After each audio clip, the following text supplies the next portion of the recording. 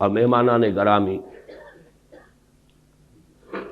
میرا یہ خیال ہے کہ اس بات پر وقت صرف کرنے کی ضرورت نہیں ہے کہ سقوط ڈھاکہ یا سقوط مشرقی پاکستان پوری دنیا کی تاریخ کے اعتبار سے بھی اہم واقعات میں سے ہے۔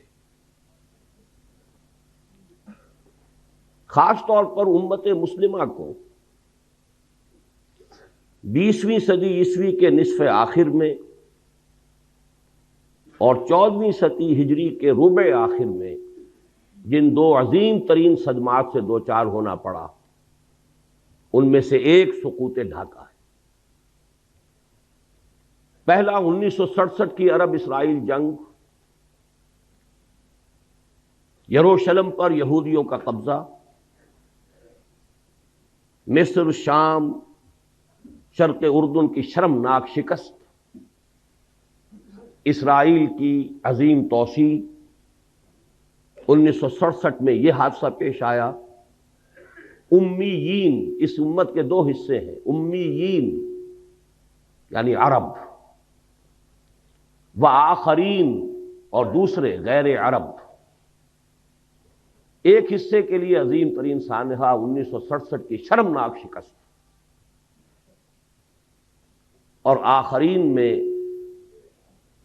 جو عظیم ترین مملکت اسلامی قائم ہوئی تھی، اس کے لیے عظیم ترین سانحہ سقوط ڈھاکہ 1971۔ پھر اس میں بھی کوئی شک نہیں کہ جہاں تک پاکستان کی تاریخ کا تعلق ہے، ویسے تو اور بھی حوادث آئے ہیں جن سے ہمیں دوچار ہونا پڑا، لیکن سب سے بڑا حادثہ آج تک بہرحال سقوط مشرقی پاکستان ہے۔ ایسے حوادث کے بارے میں میں چاہتا ہوں کہ پہلے قرآن حکیم کتاب ہدایت، اس سے ہم کچھ بنیادی اصول سمجھ لیں۔ یہ حوادث الٹپ نہیں ہوتے، اس کائنات میں کوئی شے اذن رب کے بغیر نہیں ہے، اور اذن رب اللہ کی حکمت کے ساتھ ہے، سنت اللہ کے تابع۔ پہلی بات یہ، اللہ تعالی ہرگز ظالم نہیں ہے۔ وما انا بظلام للعبید، اتنا بڑا حادثہ، اتنی بڑی تباہی، اتنی شرمناک شکست،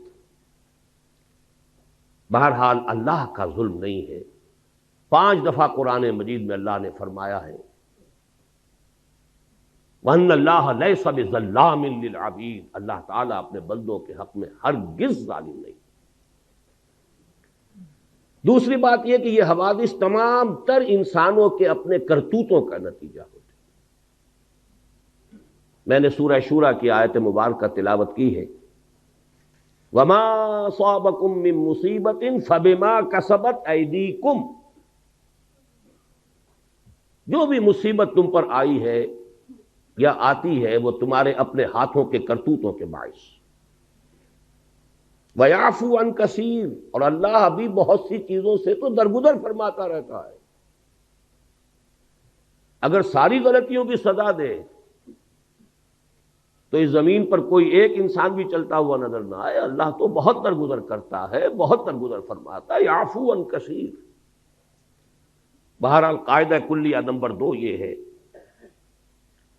کہ یہ انسانوں کے اپنے کرتوتوں، ان کے اپنے اعمال کا نتیجہ ہے۔ تیسری بات بڑی اہم ہے، کسی بھی قوم پر اتنا بڑا سانحہ اور حادثہ فاجعہ صرف چند لوگوں کے کرتوتوں کے نتیجے میں نہیں آتا۔ جب تک کہ قوم کا اجتماعی طور پر فساد پیدا نہ ہو چکا ہو۔ اللہ تعالیٰ کا قانون یہ ہے کہ افراد کی برکتیں تو پھیل سکتی ہیں کہ پوری قوم کے اوپر سائبان بن جائیں۔ جیسے نیکیوں کا قاعدہ ہے کہ 10 گنا سے 700 گنا تک بھی اللہ تعالیٰ اجر دے گا، لیکن گناہ کی سزا بالکل حساب کے مطابق ملتی، زیادہ نہیں ملتی۔ اجر جو ہے بغیر حساب، لیکن سزا مثل ہی، جتنا کچھ کسی نے گناہ کیا اتنی سزا۔ اسی طرح افراد کا فسق ہو، فجور ہو، معصیت ہو، خطائیں ہو، غلطیاں ہوں، جرائم ہو، اگر چند افراد کی ہوں تو اتنی بڑی قوم کو اتنی بڑی سزا نہیں دی جا سکتی۔ در حقیقت یہ معتدل تعداد میں، اور جب تک کہ اجتماعی سطح پر وہ غلطیاں نہ ہو رہی ہوں، قوم کی ایک عظیم تعداد نے اگر اس کے اندر اپنا کردار ادا نہ کیا ہو تو اتنے بڑے حوادث رونما نہیں ہو۔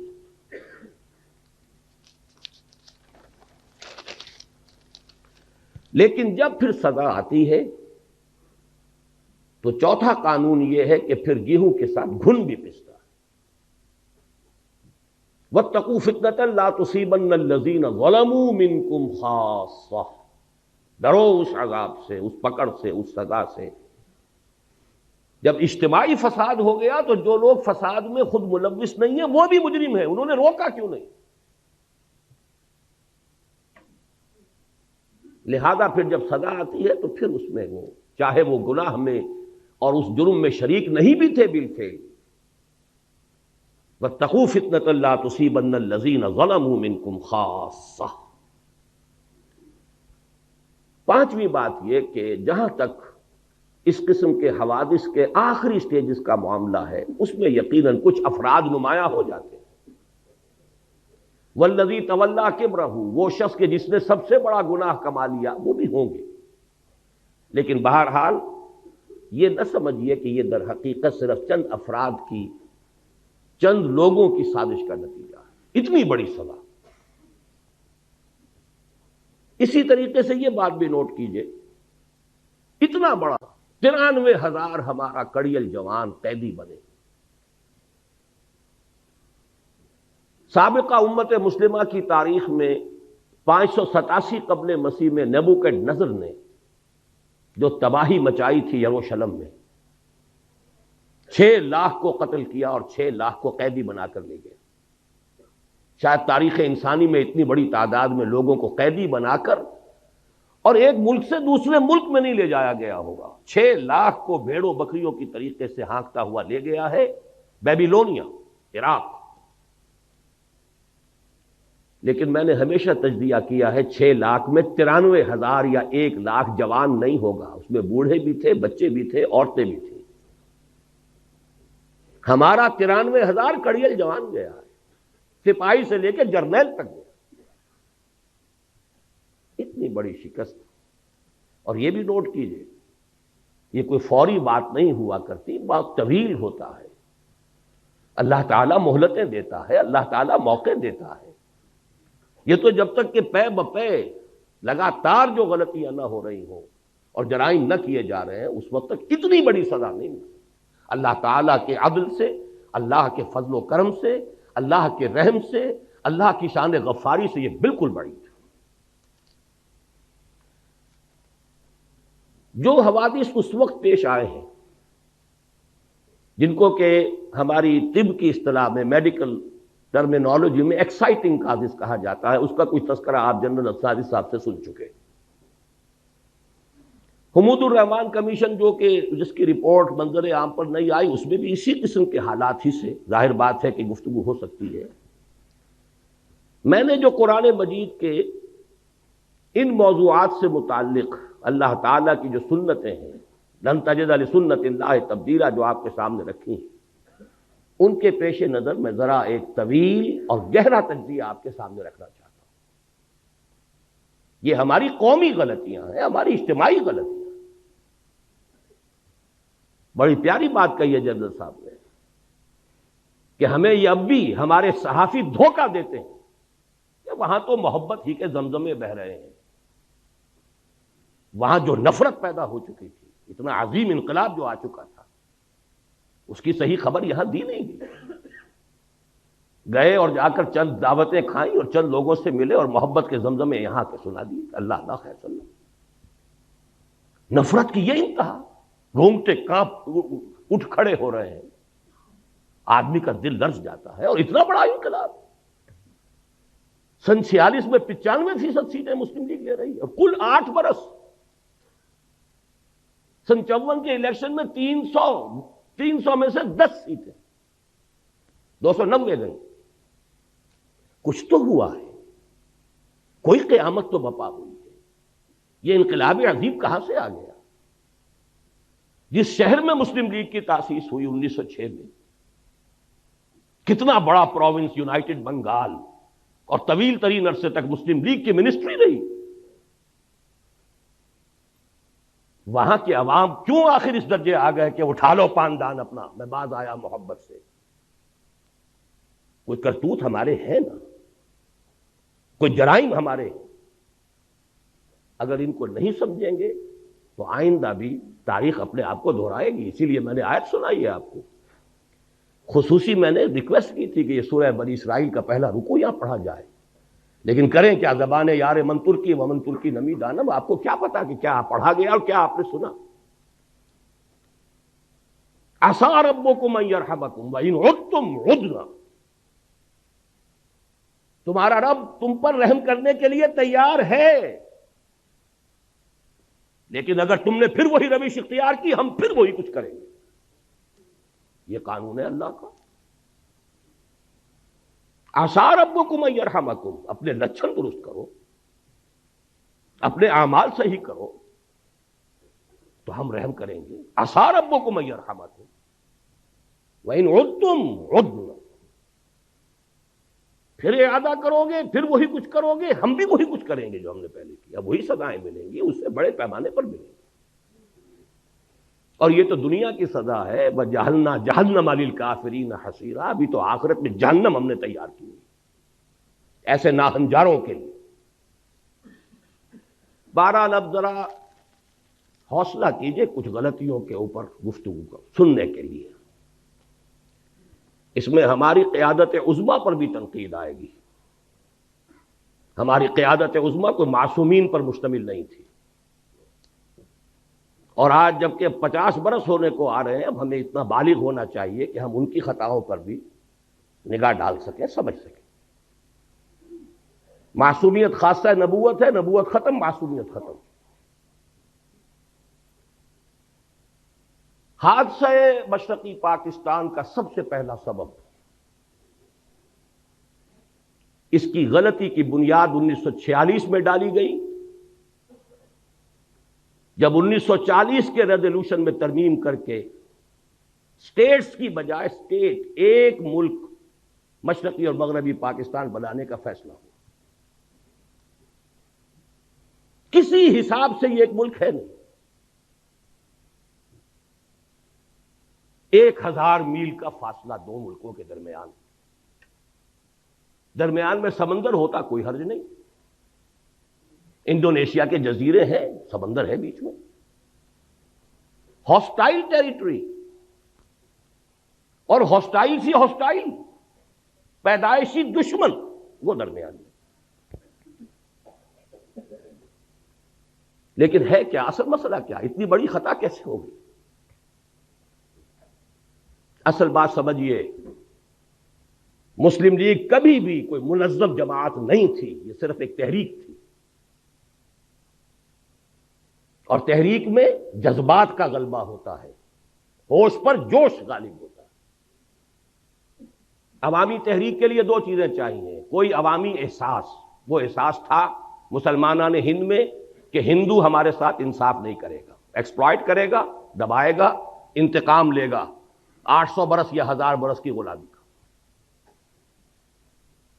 کوئی زبردست لیڈر جو اس احساس کو سامنے لائے، اجاگر کرے، تحریک چل جاتی۔ قائد اعظم یقیناً بہت بڑے لیڈر تھے، اس میں کوئی شک نہیں۔ سن 37 کے بعد سے چارج لیا ہے، اسے تحریک بنا دیا۔ اس سے پہلے وہ سروں کی اور نوابوں کی اور جاگیرداروں کی صرف ایک بیٹھک کہہ لیجئے، اس سے زیادہ اس کی حقیقت نہیں تھی۔ لیکن یہ جب کلائمیکس ہوا ہے اس مسلم لیگ تحریک کا اور تحریک پاکستان کا، جذبات کی رو میں بہ کر، اور جذبات بھی بنگالی مسلمان کی، ایک فضل الحق ہے کہ جنہوں نے مجبور کیا قائد اعظم کو اس قرارداد میں ترمیم کر کے ان کو دونوں کو ایک ملک بنانے کے۔ اس زمانے میں مجھے یاد آ رہا ہے قائد اعظم کا ایک جملہ، The British press has talked about some geographical difficulties in the way of Pakistan. May I ask them by what rule of geography are they here? برطانوی پریس نے پاکستان کی اسکیم کے بارے میں کچھ جغرافیائی مشکلات کا تذکرہ کیا ہے. کیا میں ان سے پوچھ سکتا ہوں کہ جغرافیہ کے کس اصول کے تحت وہ ہندوستان میں ہے؟ جملہ بڑا پیارا ہے، جواب بڑا مسکت ہے، لیکن بہرحال اس سے حقائق تو نہیں بدل جاتے. اگر یہ دو ملک بنتے، نوٹ کر لیجئے، ان دونوں کی ضرورت ہوتی کہ ایک دوسرے سے تعاون کریں. ہندو کا ذہن، ہندو کی ذہنیت بدلنے والی نہیں تھی. دونوں کو ہندو یا یوں کہیے بھارت کہیے، بھارت کے دست برد سے اپنے آپ کو بچانے کے لیے دوسرے کے تعاون کی ضرورت ہوتی. اگر علیحدہ علیحدہ ہوتے تعاون ہوتا، یکجا ہو گئے تو شکایتیں سامنے آئیں. اور فرض کیجئے تعاون آگے بڑھتا، کانفیڈریشن بن سکتی تھی. اور کانفیڈریشن ایسی شے ہے کہ جس کو جس وقت چاہے آپ ختم بھی کر سکتے ہیں. آپ کو یاد ہوگا شاید مرحوم یونائٹڈ عرب ریپبلک مصر اور شام کا کانفیڈریشن ہوا تھا نا. کتنی آسانی سے ہوا، کتنی آسانی سے کھل گیا وہ. بہرحال میرے نزدیک پہلی غلطی جو ہوئی ہے ہم سے وہ یہ ہے کہ ہم نے جغرافیے کی اس درجے نفی کی، جغرافیائی حقائق کو بالکل نظر انداز کیا. دوسری غلطی، اور یہ ہے اصل، میں یہ مانتا ہوں انسانی جذبہ جغرافیے کو شکست دے دیتا، اور دیا اس نے. آخر جب یہ دونوں خطے ایک ملک بنے تو شکست دی کہ نہیں دی؟ انسان اشرف المخلوقات ہے، اس میں بڑی قوتیں اللہ نے رکھی ہیں، اس کے لیے پوری کائنات مسخر کی ہے، اس کے سامنے سارے فرشتوں کو جھکا دیا گیا تھا. انسانی جذبہ بہت بڑی شے، لیکن وہ جذبہ تھا اسلام کے حوالے سے. نعرہ تھا اسلام پاکستان کا مطلب کیا؟ لا الہ الا اللہ. اس جذبے کی ہم نے قیام پاکستان کے فوراً بعد نفی کر دی، اس کا گلا گھونٹ دیا. اے باد صبا ہی ہما آوردہ تست. ہونا یہ چاہیے تھا کہ فوری اعلان ہوتا کہ یہاں پر یہ اسلامی ریاست ہوگی، یہاں نظام خلافت ہوگا. اور اس سے بھی آگے بڑھ کر یہ تو پین اسلامزم کی طرف پہلا قدم ہے. آپ کو یاد ہوگا گاندھی نے بڑے ممیاتے ہوئے ایک دفعہ قائد اعظم سے بات کی تھی. آپ کے پاکستان کا مطلب پین اسلام تو نہیں؟ کانپتا تھا ہندو پین اسلام کے تصور سے کہ یہ تو پہلا قدم ہے، عالم اسلام کہاں سے کہاں جائے گا. یہ ہم نے دونوں کی نفی کر دی. چاہے مسلم لیگ کی قیادت، دیکھیے نیتوں کا حال اللہ جانتا ہے، ہم نہیں جانتے. ہو سکتا ہے کہ مسلم لیگ کی قیادت اپنے ذہن میں، اپنے دل میں خالص اسلامی نظریات رکھتی ہو، اور یہ صرف مصلحت وقت کا تقاضا سمجھاؤ کہ اس وقت پوری دنیا میں پوری دنیا کو دشمن نہ بنا لیا جائے. بہرحال ہم نے چاہے مصلحتاً کیا ہے، چاہے یہ کہ ہمارا نظریہ ہی یہ تھا، واللہ عالم، کیا یہ ہے کہ ہم نے دنیا کے سامنے پاکستان کو انٹروڈیوس کرایا ہے ایک سیکولر جدید مغربی ریاست کی حیثیت. چنانچہ اس کا پہلا وزیر قانون ایک ہندو اور پہلا وزیر خارجہ ایک قادیانی. اصل بات یہ ہے، 100 غلطیوں کی ایک غلطی ہے. آخر لوگ پاگل تو نہیں ہیں، کودن تو نہیں ہے، احمق تو نہیں ہے. ہر چیز کا ایک نتیجہ نکلتا ہے.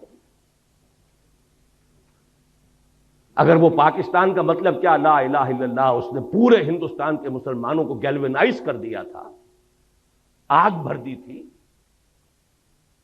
تو بہرحال ان چیزوں سے اوس بھی پڑی ہے، جذبات ٹھنڈے پڑے، جوش و خروش ختم، سٹیم آؤٹ.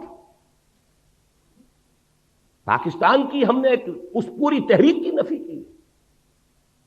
میں پھر کہہ رہا ہوں، نیت کا معاملہ اللہ جانتا ہے، مصلحت کے تحت بھی ہو سکتا ہے، لیکن اس مصلحت کا نتیجہ بہت ہمارے حق میں خطرناک اور خوفناک نکلا.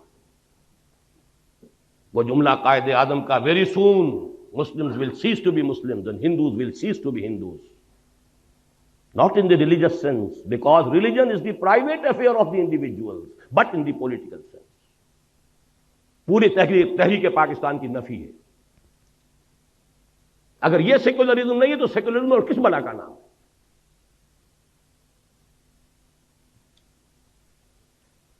12 مارچ سن 1949 کو جا کر قرارداد مقاصد بڑے رد و قدا، بڑے ہی لیت و لال اور بڑے ہی بادل داخواستہ منظور ہوئی. لیکن اس سے پہلے بہت سی اوس پڑ چکی تھی، جذبات ٹھنڈے پڑ چکے تھے. جس طور سے پاس ہوئی ہے وہ بھی لوگوں کو معلوم تھا کہ یہ ان کہنی کہی گئی ہے. یہ پتہ نہیں معلوم ہے آپ کو کہ نہیں، ہندوؤں میں یو پی کے کچھ علاقوں میں جہاں مسلم تہذیب کا غلبہ تھا، وہاں ہندوؤں میں ایک رواج تھا کہ جب کسی کی جان نہیں نکل رہی ہوتی تھی، نزع کا عالم بہت طول کھینچ جاتا تھا، تو وہ کہتے تھے کہہ دے بھائی انکہنی کہہ دے تاکہ تیری جان نکل جائے. تو وہ لا الہ الا اللہ کہہ دیتا تھا، جان نکل جاتی تھی. یہ انکہنی تھی.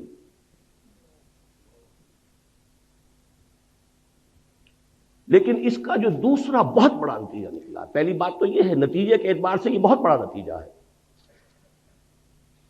لیکن دوسرا کانسٹیٹیوشنل جو ہمارا مسئلہ ہے اس کے اعتبار سے جو عظیم نتیجہ اس کا برآمد ہوا، ویسٹرن ڈیموکریٹک نارمز، پرنسپلز، اصول کیا ہیں؟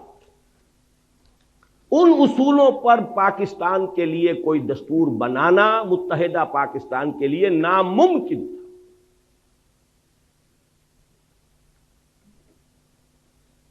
کیونکہ اس کا اصول ہے ون مین ون ووٹ.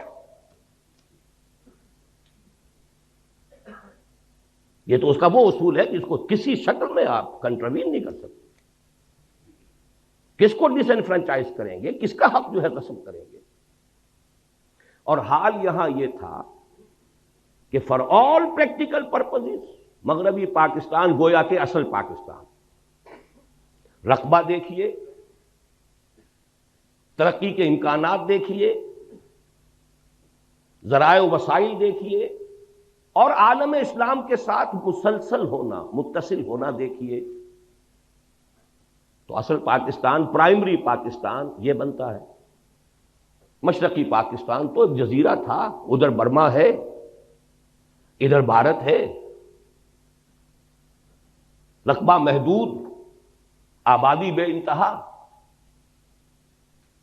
لیکن آبادی وہاں زیادہ یہاں کم. ایکویشن ہو کیا؟ نتیجہ یہ ہے کہ 12 مارچ سن 49 کو جب قرارداد مقاصد پاس ہوئی ہے تو ساتھ ہی ایک بیسک پرنسپلز کمیٹی بنا دی گئی کہ اب جو دستور ہمیں بنانا ہے اس ملک کا، اس کے بنیادی اصول کیا ہوں گے. اس کی پہلی رپورٹ آئی ہے ستمبر سن 50 میں، 1.5 سال بعد. اس میں چونکہ 2 ہاؤسز، اس پہ 2 اعتراضات ہوئے. ایک اعتراض تو یہ ہوا کہ اس میں اسلام کا اب سرے سے ذکر نہیں تھا، گویا کہ قرارداد مقاصد کی حیثیت تو ایسی تھی جیسے سینما کا افتتاح کرنے کے لیے تلاوت قرآن کرا دی جائے. باقی اصل دستور جو بننا تھا اس میں اسلام کا سرے سے کوئی تذکرہ نہیں. لہذا ایک تو اس کی وجہ سے وہ اوس پر اوس اور پڑ گئی کہ یہ قرارداد مقاصد پاس کر کے بھی نیت ان کی نہیں ہے اسلام کی طرف آنے کی. دوسرے یہ کہ وہاں 2 ہاؤسز جو ہے تجویز کیے گئے، اور اپر ہاؤس میں ہر صوبے کو مساوی جو بھی عام اصول ہے. مشرقی پاکستان کے لوگوں نے کہا کہ نہیں، اس طرح تم ہمیں اقلیت میں تبدیل کر رہے ہو. اپر ہاؤس میں تو پھر 5واں حصہ ہے ان کا، وہاں تو آبادی کا حساب ہے نہیں.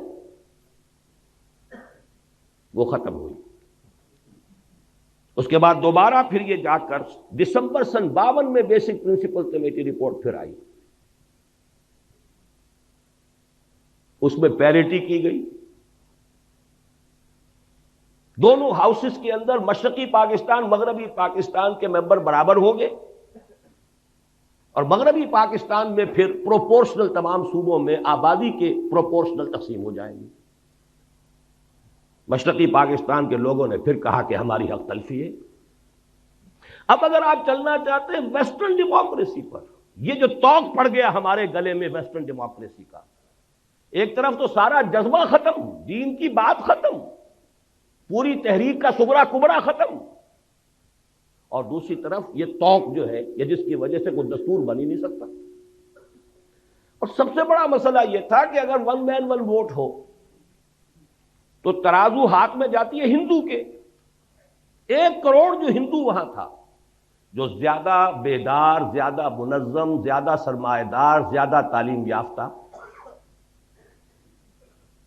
وہ تو اسلامیات پڑھاتے تھے، اسکولوں اور کالجوں میں اسلامیات پڑھانے والے ہندو ٹیچر تھے، جیسے آج امریکہ میں اسلامیات پڑھانے والے بڑی یونیورسٹیوں میں یہودی ہیں، وہ میکگل ہو یا کوئی ہو، جا کر یہودیوں سے پڑھ کر آتے ہیں۔ ڈاکٹر فضل الرحمان صاحب بھی یہودیوں سے پڑھ کر آئے تھے۔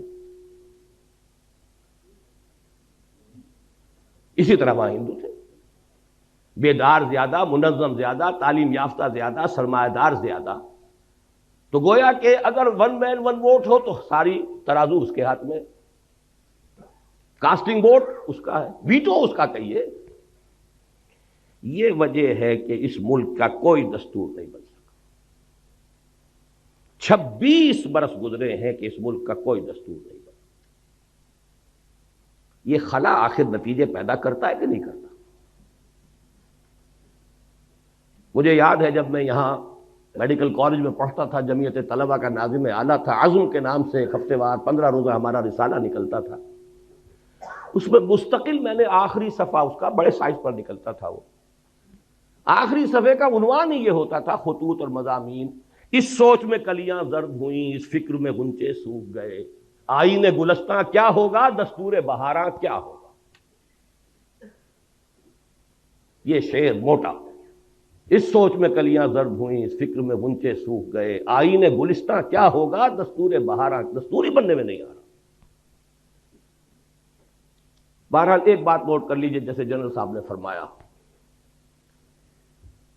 دیکھیے باقی جو بھی ہم ہیں، سندھ، پنجاب، سرحد، بلوچستان، ہمارے اندر فرق و تفاوت اتنا نہیں ہے جتنا کہ مغربی پاکستان اور مشرقی پاکستان کے لوگوں میں تھا۔ وہاں تو سرے سے کوئی قدر مشترک سوائے مذہب کے ہے ہی نہیں۔ زبان لے لیجئے، لباس لے لیجئے، ایٹنگ ہیبٹس لے لیجئے، کلچر، جس شے کا بھی نام لے، یہاں کی عورتوں کا لباس اور وہاں کی عورتوں کا لباس، پٹھان اور بلوچی عورت تو یہ سمجھے گی، بنگالی عورت مسلمان عورت ہو کہ یہ تو ننگی ہے۔ اب وہاں تو اسلام کا رشتہ تھا، ہم نے اس کی نیگیشن کی، مغربی جمہوریت، اور ہم دوہرے ڈائلیما میں پھنس گئے۔ ایک تو گویا کہ اپنے نیچے سے جڑ بنیاد زمینی ہم نے کھسکا دی، اور نمبر 2 یہ جو ایک ہمارے لیے عقدہ لا ینحل ڈائلیما، دستور بنائے تو کیا بنائے۔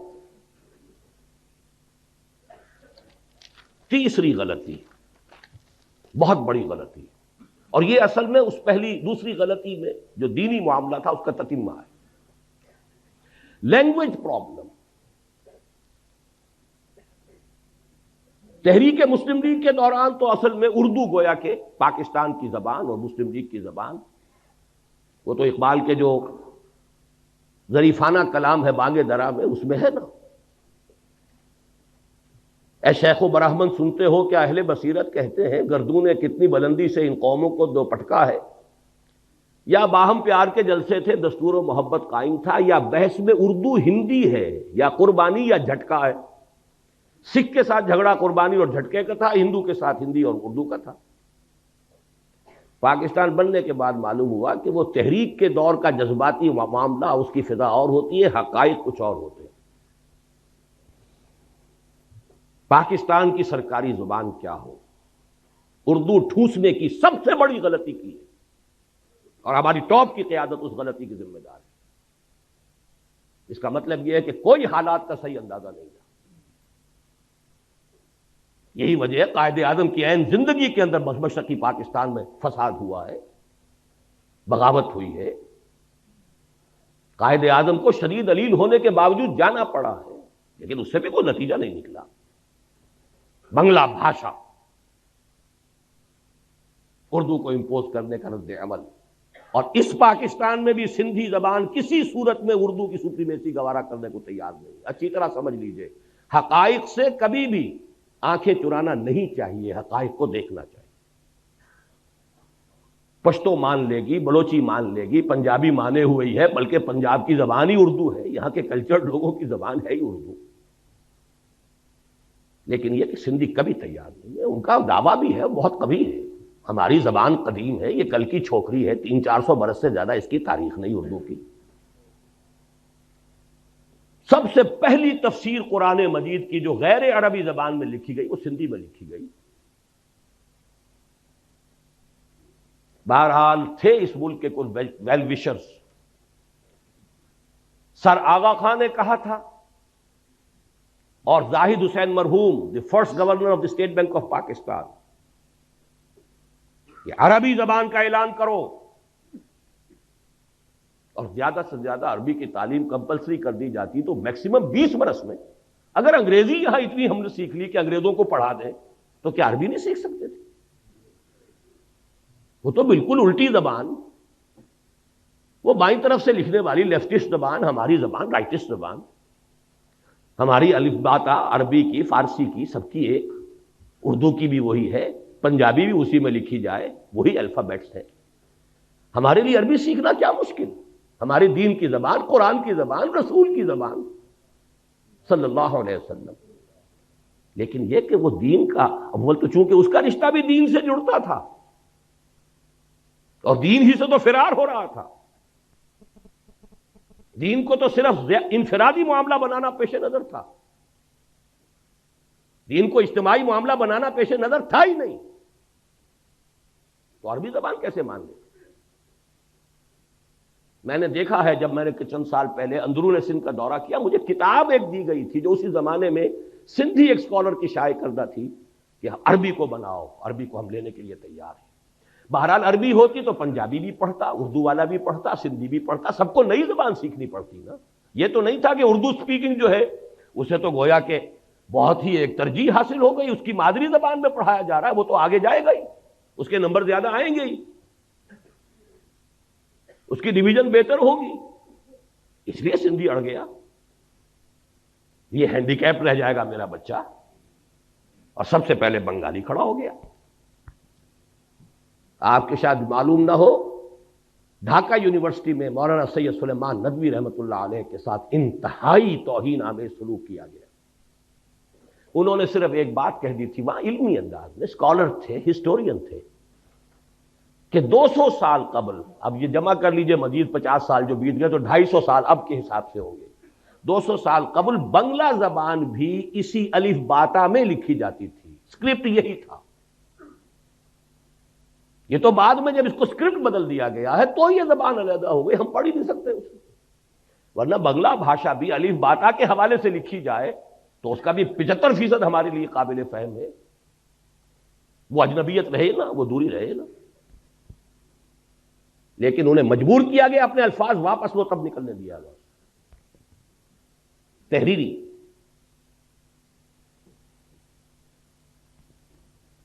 چوتھی بڑی غلطی، ان سب چیزوں کا نتیجہ اصل میں کیا نکلا؟ ڈس ایلیوژنمنٹ. ایک لفظ کافی. یہ کہاں کا اسلام تھا؟ یہ جا کدھر رہے ہیں؟ ملک بنا کیوں تھا؟ میں بھی مانتا ہوں جو کہا جنرل صاحب نے، ایوریج مغربی پاکستانی کے مقابلے میں ایوریج مشرقی پاکستانی زیادہ مذہبی آدمی.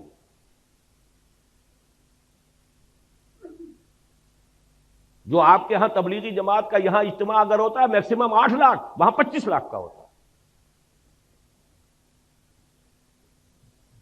یہی تو وجہ تھی نا کہ مسلم لیگ وہاں بنی، یہی تو وجہ تھی کہ یونائٹڈ بنگال میں کتنے عرصے خواجہ ناظم الدین وزیر اعلیٰ رہے. یہاں تو آپ کے یہاں یونینسٹ جو تھی گورنمنٹ تھی آخری وقت تک، مسلم لیگ کی حکومت یہاں ایک دن کے لیے نہیں بنی. سرحد میں جو ہے آخری وقت تک کانگریس کی حکومت تھی. لے دے کے اگر کوئی تھا تو اس پاکستان میں صرف سندھ تھا کہ جہاں مسلم لیگ کی منسٹری تھی، اور وہ بھی کہہ رہا ہے اب اٹھا لو پاندان اپنا. یہی 2 صوبے تھے، مسلم لیگی صوبے تو یہی تھے، پاکستانی صوبے تو یہی تھے. پنجاب میں تو آخری وقت یونینسٹ گورنمنٹ تھی. یہ ڈس ایلیوژنمنٹ تھا کیا؟ یہ خواب تھا جو کچھ کے دیکھا، جو سنا افسانہ تھا، جذبات پر اوس پڑ گئی.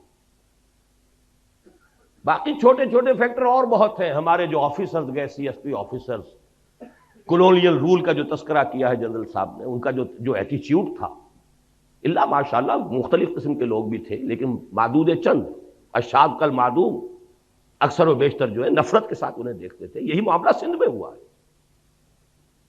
اس کا رد عمل ہوا ہے. بہرحال اس کے اوپر جلتی پر جس کو کہتے ہیں تیل، وہ مارشل لا.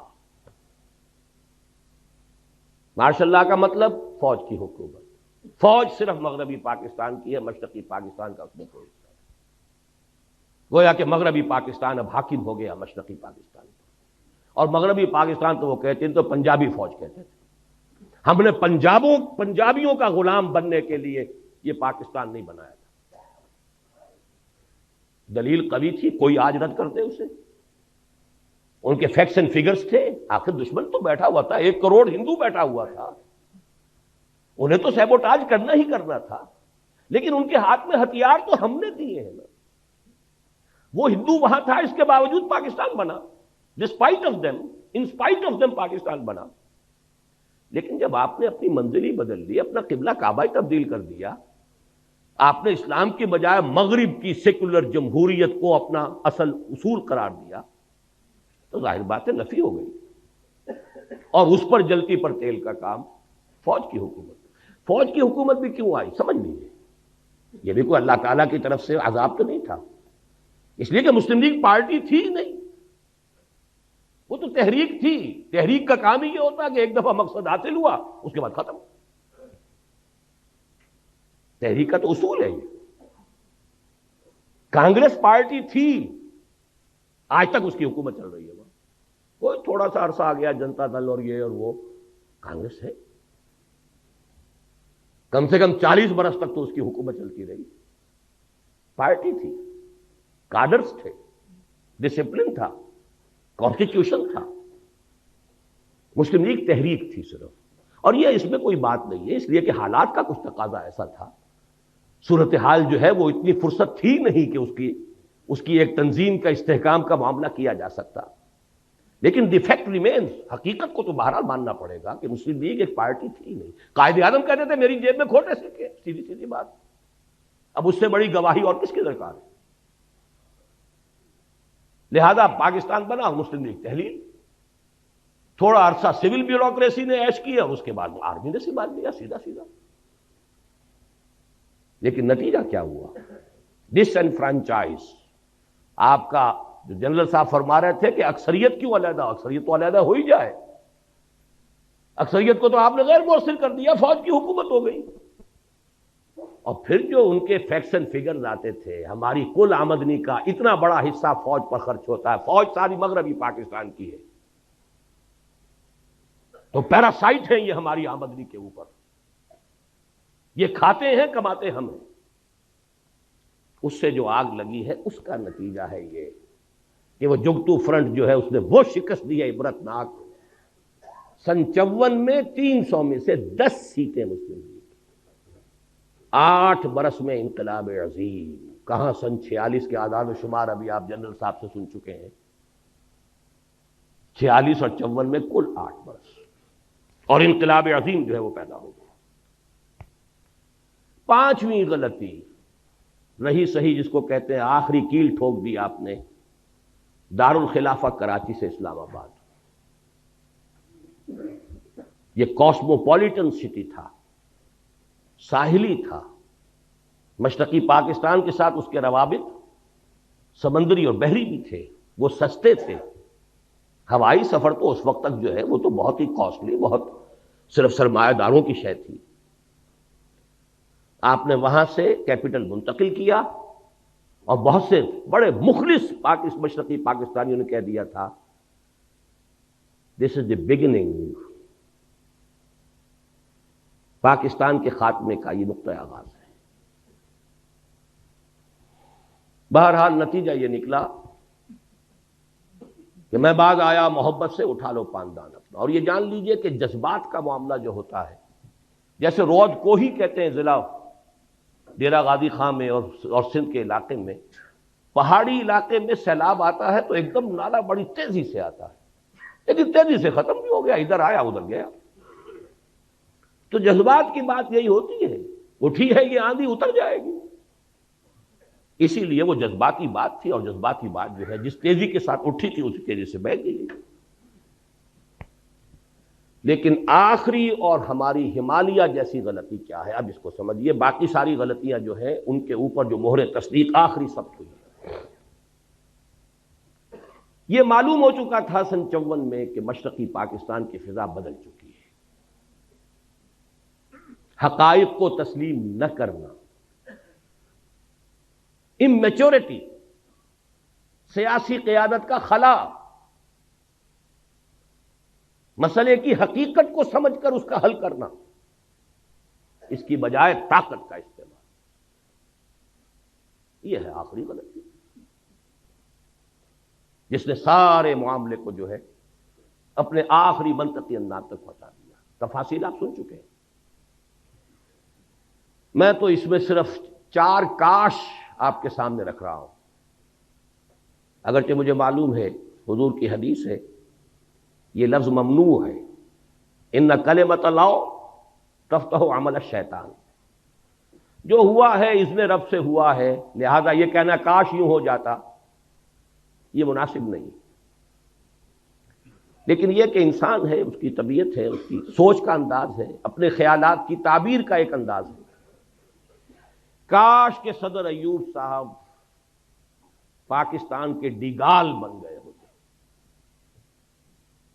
ڈیگال نے الجزائر میں ریفرنڈم کرایا، بھائی رہنا چاہتے ہو ہمارے ساتھ یا نہیں رہنا چاہتے جاؤ بھائی.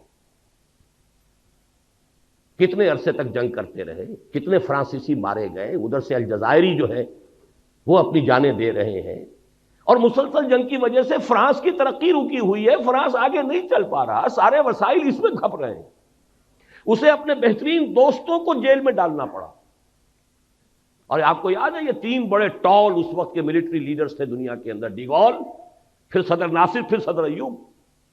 قداور ہونے میں کم نہیں تھا ڈیگال سے یا اور صدر ناصر سے، لیکن فہم اور سمجھ کاش کے ڈیگال والا معاملہ کرتا. میں نے 1969 میں مضمون لکھا تھا میثاق کے اندر کہ ہم مشرقی پاکستان کے لوگوں کو جبراً اپنے ساتھ ہرگز نہیں رکھ سکتے، خدا کے لیے ان سے ریفرنڈم کرائیے. وہ پاکستان کے ساتھ رہنا چاہتے ہیں یا نہیں، اور رہنا چاہتے ہیں تو کن شرائط پر رہنا چاہتے ہیں، ان سے پوچھیے، استصواب کیجیے. جبر اگر کریں گے تو اس کے نہایت خطرناک نتائج نکلیں گے. یہ جون جولائی 1969 کا میرا پرچہ میثاق کا ہے. کوئی طاقت مشرقی پاکستان کو زبردستی اور جبر کے ساتھ پاکستان کے ساتھ نہیں رکھ سکتی، مغربی پاکستان کے ساتھ. میں تو سیاسی آدمی نہیں ہوں، میری تو کہیں آمد و رفت کا بھی معاملہ نہیں تھا. میں تو صرف تعلیم و تعلم قرآن میں لگا ہوا تھا. سن 65 کے بعد سے جب لاہور دوبارہ آیا ہوں، میرا تو کام ہی ایک تھا، درس قرآن. لیکن حالات تو ہیں سامنے. وہ مرد درویش تھا کبھی دہلی کے اندر ایک چھوٹی سی کٹیا کے اندر بیٹھا ہوا، شاہ ولی اللہ دہلوی، صرف کتابیں لکھ رہا ہے اور کچھ نہیں کر رہا. لیکن ہندوستان کی نگاہ پورے حالات پر نگاہ ایسی ہے کہ اندازہ کر لیا تھا ہندوستان میں کوئی مسلمان حاکم، حکمران، نواب اس پوزیشن میں نہیں ہے کہ مرہٹوں کی اٹھتی ہوئی طاقت کا مقابلہ کر سکے. لہذا خط لکھا ہے احمد شاہ ابدالی کو، خدا کے لیے تم آؤ، ورنہ یہ کہ اس بر عظیم پاک و ہند سے، اس بر عظیم ہند سے اسلام اور مسلمانوں کا خاتمہ ہو جائے. تو حقائق کو دیکھنا اور بات ہے. ٹھیک ہے آپ میدان میں نہیں ہیں، سیاست میں نہیں ہیں. میں 1969 کا اپنا جو ہے اداریہ میثاق کا آپ کو دکھا سکتا ہوں. اور اس کا بھی امکان ہے اگر آپ کسی کو آپشن دے دیتے ہیں اور ان سے پوچھیں کہ آپ کس بنیاد پر، کس شرائط پر رہنا چاہتے ہیں، تو اس کا امکان ہے کہ وہاں پر پاکستان ہی کے حق میں فیصلہ ہوگا. یعنی آپ نے تو آپشن دیا ہی نہیں. اور اگر نہ بھی ہوتا تو ٹھیک ہے، ٹیبل پر بیٹھ کر معاملہ طے کر لو بھائی، سیپریشن ہو جائے. سب سے مقدس رشتہ میاں اور بیوی کا ہے. اس میں بھی سیپریشن ہے. چاہے ابغض الحلال ہے، حلال میں سب سے زیادہ، حرام میں ابغض الحرام، حرام میں سب سے زیادہ ناپسندیدہ شے، لیکن ہے، جائز ہے. تو سیپریشن میں کوئی حرج نہیں تھا. وہ رد عمل تو نہ ہوتا کہ انہوں نے مشرقی پاکستان کا لیبل اتار کر اور پھینکا خلیج بنگال میں، اٹھا لو پاندان اپنا، ہمیں نہیں چاہیے پاکستان. آپ نے کبھی غور کیا دنیا میں کتنے عرصے تک دو جرمنی رہے، کسی جرمنی نے اپنا نام نہیں بدلا؟ مشرقی جرمنی، مغربی جرمنی. دو کوریا آج بھی ہے، کوئی سا کوریا چھوڑنے کو تیار ہوگا نام اپنا؟ کوئی ویتنام چھوڑ دے گا اپنا نام؟ کسی نے چھوڑا؟ کوئی یمن چھوڑ دے گا؟ اور انہوں نے اٹھا کر پہلا دن، بلکہ یہاں تک کہا تھا ڈاکٹر کمال حسین جو پہلا ان کا وزیر خارجہ بنا تھا، میرے سینے کے اوپر لکھے ہوئے الفاظ ہیں، اس کا سٹیٹمنٹ تھا we won't like to be called a Muslim country. آپ نے اسلام کو چھوڑا، انہوں نے کہا کہ ہم مسلم بھی نہیں رہنا چاہتے. رد عمل کی یہ انتہا ہوتی ہے. آپ نے اسلام کے نام پر جمع کیا تھا، ہمیں احیاء اسلام کے خواب ہمیں دکھائے گئے تھے، پین اسلامزم کے خواب دکھائے گئے تھے. کیا کیا ہے آپ نے؟ تو تم نے اسلام کو چھوڑا، ہم مسلم کا نام بھی چھوڑتے. We want like to be called a Muslim country. ذرا رد عمل جو بھی ہوتا ہے کسی کے اندر، اس کی انتہا دیکھیے.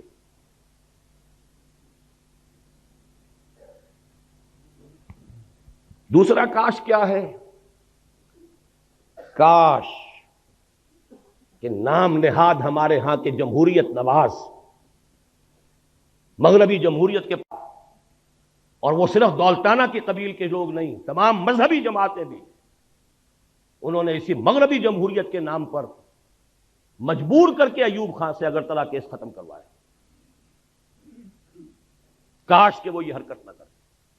کاش ہی کہہ سکتا ہوں، کیا کہہ سکتا ہوں. کیا امامان سیاست، کیا کلیسا کے شیوخ، سب کو دیوانہ بنا سکتی ہے میری ایک ہوں. یہ ابلیس کا چکر کہ ہم نے خود شاہی کو پہنایا ہے جمہوری لباس، جب ذرا آدم ہوا ہے خود شناس و خود نگر. اور اس شیطان اور ابلیس کی ہو میں ہماری سب مذہبی جماعتیں جمہوریت جمہوریت جمہوریت، اور اس جمہوریت کا اتنا شور. اگرتلہ سازش کیس ختم، مجیب ہیرو بن کر نکلا. کاش کہ ایسا نہ ہوا. کاش، تیسرا کاش حالات جتنے بھی بگڑے تھے، جتنی بھی خرابی تھی، جو بھی صورت ہوئی ہے، بھٹو کا اس میں رول، مجیب کا رول، یہ شخصیتیں پھر کاؤنٹ کرتی ہیں، اس میں کوئی شک نہیں. وہ تو یہ ہے کہ حمود الرحمان کمیشن، اس کی رپورٹ سامنے آئے تو پتہ چلے کس کا کیا رول ہے. کاش، میں صرف کہہ رہا ہوں، یحییٰ خان نے جب معاملہ کیا تھا، الیکشن کا اعلان کیا ہے، کاش کہ وہ مغربی پاکستان کا 1 یونٹ ختم نہ کرتا.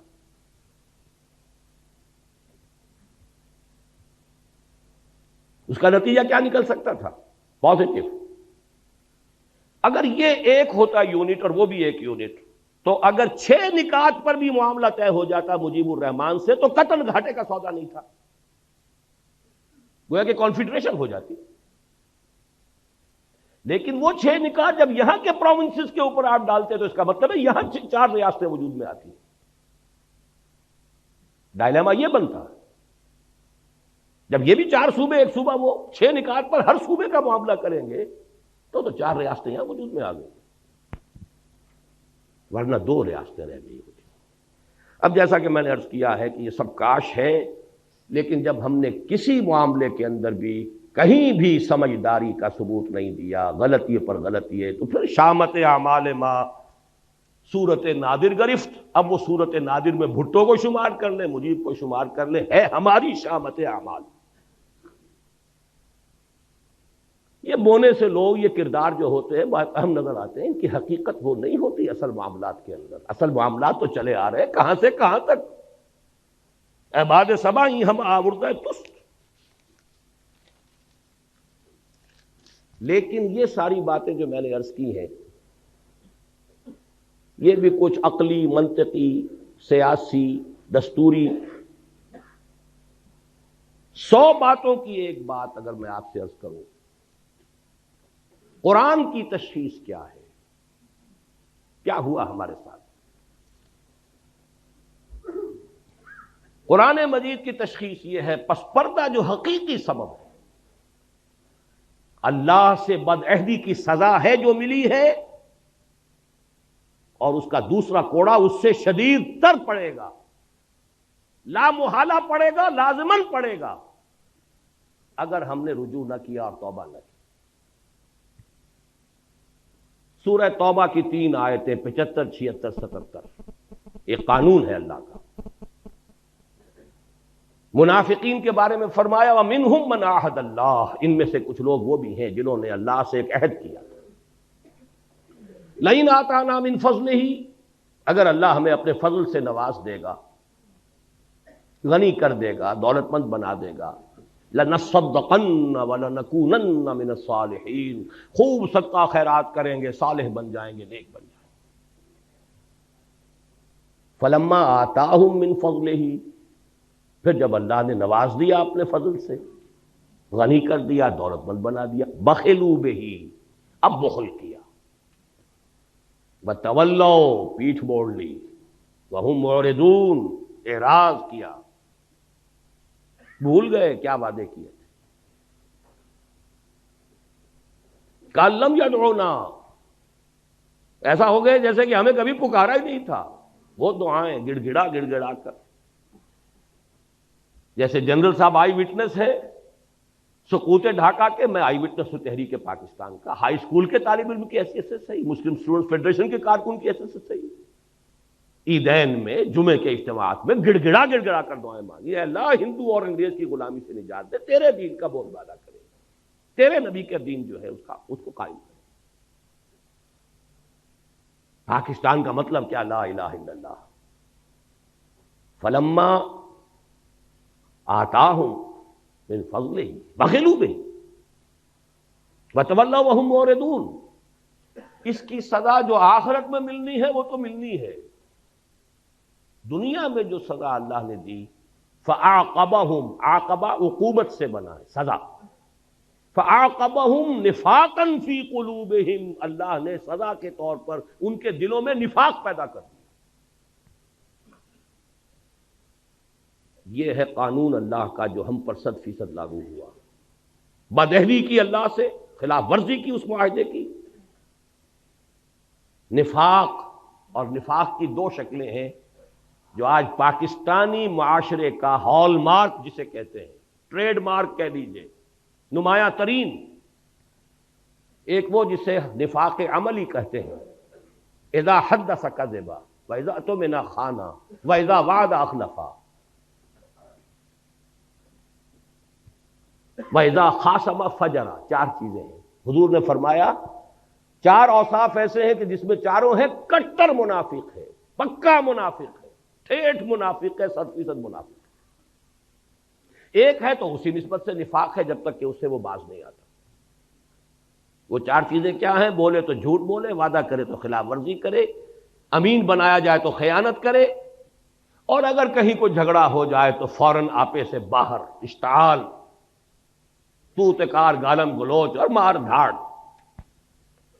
آپ دیکھ لیجئے اپنے معاشرے میں یہ 4 چیزیں، برا نہ بنائیے، جو جتنا بڑا ہے آپ کے ہاں اتنا ہی بڑا جھوٹا ہے، اتنا ہی بڑا خائن ہے، اتنا ہی بڑا وعدہ خلاف ہے، یہ ہمارے معاشرے کا جو جتنا ہے۔ اور دوسرا نفاق ہوتا ہے نفاق باہمی، قوم قومیتوں میں تقسیم ہو گئی، فرقے واریت ہے، طبقاتیت ہے، لسانیت ہے، صوبائیت ہے، نفاق باہمی اور نفاق عملی، کردار کا دیوالا نکل گیا، اتحاد ختم ہوا۔ لیکن ہم نے اس جیسا کہ کوئی ضرورت نہیں تفصیل میں جانے کی، ہم نے اس عذاب ادنا سے کوئی سبق حاصل نہیں کیا ہے۔ یہ سورہ سجدہ کی آیت کی طرف اشارہ کر رہا ہوں، آیت نمبر 21، اس کی ہم وزن آیت جنرل صاحب نے پڑھی تھی سورہ روم کی آیت نمبر 41، ظہر الفساد فی البر والبحر بما کسبت ایدی الناس لیذیقہم بعض الذی عملوا لعلہم یرجعون۔ پاکستانی معاشرے کے اوپر یہ آیت 100% چسپاں ہے۔ بر و بحر کے اندر فساد رونما ہو چکا ہے، غالب ہو چکا ہے، بسبب لوگوں کے ہاتھوں کے کرتوتوں کے، تاکہ اللہ انہیں اپنے کچھ کرتوتوں کا مزہ چکھائے، سب کا نہیں۔ وَيَعْفُو عَنْ كَثِيرٍ، بہت سی چیزوں سے تو درگزر بھی کرتا ہے، کچھ تھوڑا سا اللہ تعالیٰ مزہ چکھاتا ہے عذاب کا، لعلہم یرجعون، شاید کہ لوٹ آئیں، بعد آ جائیں، ہوش میں آ جائیں۔ یہی مضمون سورہ سجدہ میں آیا۔ سورہ سجدہ کی آیتیں 30 ہیں، وہاں اس کا نمبر 21 ہے، اس کی آیتیں 60 ہیں، وہاں اس کا نمبر 41 ہے، کورسپونڈنگ۔ وَلَنُذِيقَنَّهُم مِّنَ الْعَذَابِ الْأَدْنَىٰ دُونَ الْعَذَابِ الْأَكْبَرِ لَعَلَّهُمْ يَرْجِعُونَ۔ ہم انہیں بڑے عذاب سے پہلے چھوٹے عذاب کا مزہ چکھائیں گے، شاید کہ لوٹ آئیں۔ یہ چھوٹا عذاب تھا کس کے مقابلے میں؟ بڑے عذاب کے مقابلے میں جو آنے والا۔ ویسے تو یہ بھی عظیم ترین عذاب تھا، 800 برس جن پر حکومت کی تھی، اس کے قیدی بن کر رہے ہیں جنرل صاحب، 93,000 اس ہندو کے قیدی، اور کہاں مدھیہ پردیش، سینٹرل انڈیا تک ٹرکوں کے اندر لاد کر بھیڑوں بکریوں کی طرح آپ کے فوجی لے جائے گئے ہیں، اس ہندو قوم جس پر حکومت کی۔ کہا اندرا گاندھی نے we have avenged over 1000 years defeat۔ اندازہ کیجئے موتی لال نہرو کی پوتی، جواہر لال کی بیٹی، لبرل خاندان کوئی ہندوؤں میں ہو سکتا ہے تو چوٹی کا لبرل خاندان وہ ہے، لیکن اس کی ذہنیت بھی یہ ہے we have avenged over 1000 years defeat۔ ہم نے اپنی 1000 سالہ شکست کا بدلہ چکا دیا، کلنک کا ٹیکا ہے ہمارے ماتھے کے اوپر۔ لیکن یہ عذاب ادنا ہے۔ کیوں میں ادنا کہہ رہا ہوں؟ غنیمت سمجھیے ابھی یہ پاکستان باقی ہے، اور بہت بڑی مملکت ہے، وہ بھی ہے ایک مسلمان ملک ہے۔ شاید آپ نے کل کے اخبار میں پڑھا ہو 10,000 وہاں پر افراد، وہی جہاں پر کہ سب سے زیادہ آپ نے جو ابھی تجربات سنے ہیں جنرل صاحب کے، وہی چوٹوگرام چٹاگانگ، وہاں سے 10,000 مسلمان چلے مارچ کرتے ہوئے ڈھاکہ کی طرف کہ شریعت نافذ کرو۔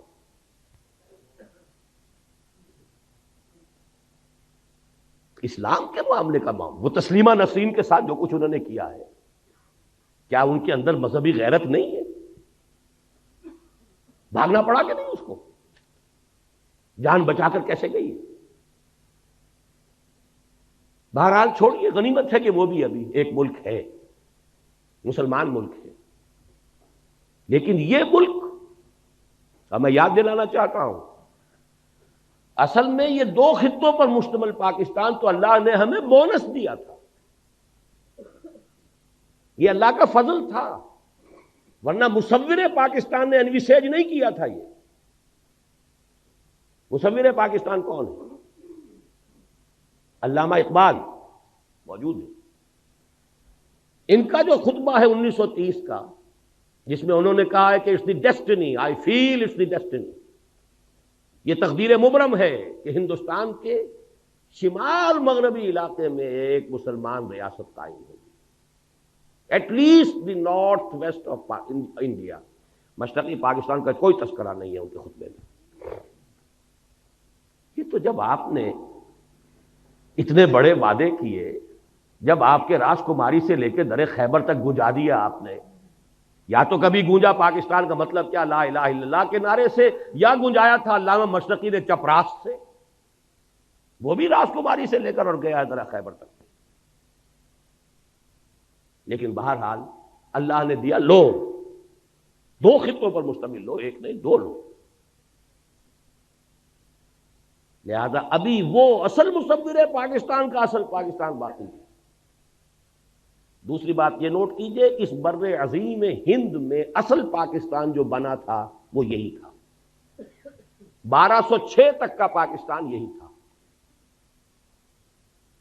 712-13 میں آئے ہیں محمد بن قاسم، اس وقت کے مغربی پاکستان یا جو وٹ ریمینز آف پاکستان کا جنوبی نصف جو ہے اس وقت مملکت اسلامی میں شامل ہو گیا، شمالی ابھی نہیں ہوا۔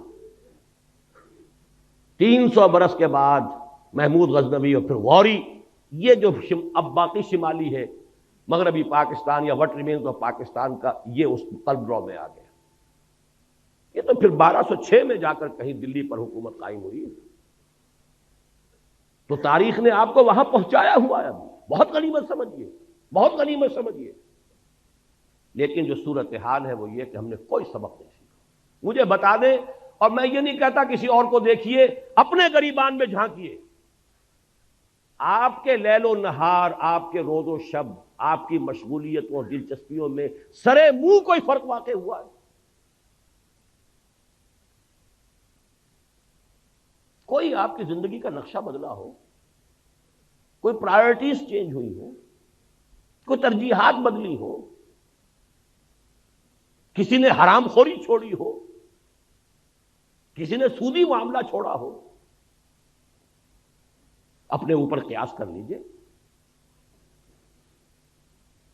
کوئی سبق حاصل نہیں۔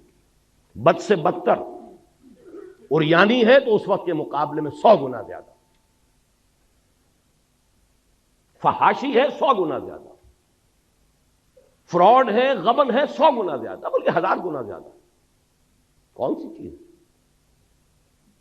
اور نوٹ کر لیجئے، کچھ معاملہ ہے، تقویم ہے اللہ کی، 25 برس کی مہلت اس نے دی تھی۔ شمسی حساب سے تو یہ بنے تھے 24 برس اور 4 مہینے، قمری حساب سے ہو گئے تھے پورے 25 برس، جب ایک کوڑا پڑا ہے آپ کو، اور دوسرے 25 برس مکمل ہونے میں صرف 1 سال اور 2.5 مہینے رہ گئے۔ یہ 23 برس جو ہے، یہ تو ہے وہ شمسی، اللہ کی اور ہماری جو دینی تقویم ہے وہ تو قمری ہے۔ رمضان آنے میں کتنے مہینے ہیں؟ اور 27ویں، 2 بھی کہاں رہ گئے اب؟ 27ویں رمضان کو 49 برس مکمل ہو جائیں گے، پھر 1 سال اور۔ میں وہ سینس آف ارجنسی چاہتا ہوں کہ منتقل کروں۔ دوڑو زمانہ چال قیامت کی چل گیا، وہ دوسرا کوڑا۔ اور یہ آج جمعے میں تقریر کر آیا ہوں مفصل، کہ صورتحال ہماری اس وقت یہ ہے۔ ایک میں نے تمثیل پچھلے جمعے دی تھی، کچھ دنوں سے میرا احساس یہ ہے کہ اس وقت ہمارا حال قومی اعتبار سے ایسے ہے کہ جیسے کسی شخص کو جکڑ دیا گیا اور ہاتھ پاؤں وہ ہلا نہ سکے، کھڑا ہے، لیکن ساتھ ہی دیکھ رہا ہے اپنی آنکھوں سے کہ کوئی اژدہا ہے جو اس کے گرد جو ہے اپنے کوائلز، اپنے بل جو ہے وہ لگا رہا ہے، اور کوئی دیر کی بات ہے کہ ایک دفعہ ذرا اگر وہ تناؤ پیدا کرے گا اور ہڈی پسلی ایک ہو جائے۔ یا کوئی شخص دیکھے آنکھوں سے کہ سیلاب کا پانی چڑھتا آ رہا ہے، اب میرے گھٹنوں تک تھا، اب یہاں تک آ گیا، اب سینے تک آ گیا، اب کوئی دن کی بات ہے، ہل نہیں سکتے ہم۔ وہ ورلڈ بینک اور IMF، وہ ذرائع ابلاغ عالمی سطح پر، یہودیوں کا مالیاتی نظام عالمی سطح پر۔ میں نے پچھلے جمعے کہا تھا، سر سوچئے تو صحیح، کیا نواز شریف مسلمان نہیں ہے؟ مسلمان ماں کا دودھ نہیں پیا ہے؟ میاں شریف کا بیٹا ہے کہ جو تہجد گزار ہیں، جہاں تک سنا ہوتا ہے، یہ خود بھی نمازی ہے۔ کیا بپتا پڑی تھی اسے 2/3 میجورٹی رکھنے کے باوجود، اسلام کے نام پر ووٹ لینے کے باوجود، شریعت کی بالادستی کے لیے دستور میں ترمیم کیوں نہیں کر سکا؟ جبکہ نظر آ رہا تھا کہ میرے سارے الائز چھوڑتے جا رہے ہیں، میری دنیا لٹ رہی تھی اور میں خاموش تھا۔ یہ گئی جماعت اسلامی، یہ گئی JUI۔ کیا اتنا ہی کودن ہے کہ اسے معلوم نہیں ہو رہا تھا کہ یہ میری اپنی سیاسی جو ہے موت واقع ہو رہی ہے، سلو پوائزننگ ہو رہی ہے میری؟ کیوں نہیں کر سکتا؟ نہیں کر سکتا۔ عالمی قوتوں کا دباؤ ہے، جکڑے ہوئے ہیں آپ، عالمی استعمار ہے، نیو ورلڈ آرڈر ہے، مالیاتی نظام ہے، مہاجنی جکڑ بند کے اندر آپ کسے ہوئے، ہلیں گے کیسے؟ وہاں تو زلزلہ آ گیا تھا کہ انہوں نے بینک انٹرسٹ کو ربا قرار دے کر حرام قرار دے دیا، زلزلہ آ گیا دنیا۔ وہ جو پائپ میں چلی آ رہی تھی ایڈ، وہاں پر بھی پاؤں رکھ کر روک دیا گیا۔ بہرحال ایک شکل تو یہ ہے، اور دوسری اس وقت کی شکل یہ ہے جو میں نے آج جمعے میں کہا ہے، ہمارا حال یہ ہے کہ جیسے کوئی جانور یا کوئی انسان کہیں مر رہا ہو، کوئی زخمی پڑا ہوا ہے، ابھی جان ہے، تو گدھ آ کر جمع ہو جاتے ہیں، ابھی نوچتے نہیں، کھسوٹتے نہیں، جب تک کہ جان نکل نہ جائے، کیا پتا ہاتھ اٹھا کے مار ہی دے۔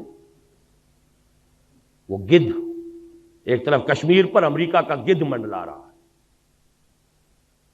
اسے سینٹرل ایشیا میں بھی ایک اسرائیل کی ضرورت ہے، عالم عرب کے اوپر اسرائیل اس نے مسلط کر دیا۔